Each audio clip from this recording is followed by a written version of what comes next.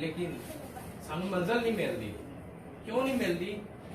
کیونکہ نو destiny without Jesus Christ. نو destiny without Jesus Christ, یعنی یسوع مسیح کے بغیر ہم منزل کو نہیں پا سکتے. کوئی منزل نہیں ہے. اگر آپ کچھ کرنا چاہتے ہیں تو اپنی فکریں، وہ کہتا ہے اپنی فکریں مجھ کو دے دو، بلکہ ہر ایک بات میں تمہاری درخواستیں، مناجاتیں، دعائیں، منتیں سب جو ہے اس کے وسیلے سے شکر آپ خدا کے سامنے پیش کی جائیں شکر گزاری کے ساتھ.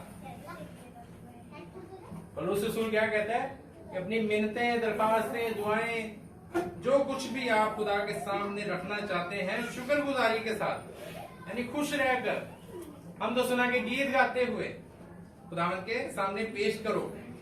تو خدا کا اطمینان جو سمجھ سے بالکل باہر ہے تمہارے دل اور خیالوں کو مسیح یسوع میں محفوظ رکھے گا.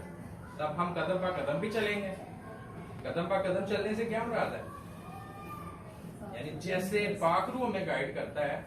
خدا نے آسمان پر جاتے ہوئے کیا کہا تھا یسوع نے کہ میں تمہیں اکیلا نہیں چھوڑوں گا بلکہ تمہارے لیے دوسرا مددگار، اور وہ ہمارا مددگار ہے، رہنما ہے.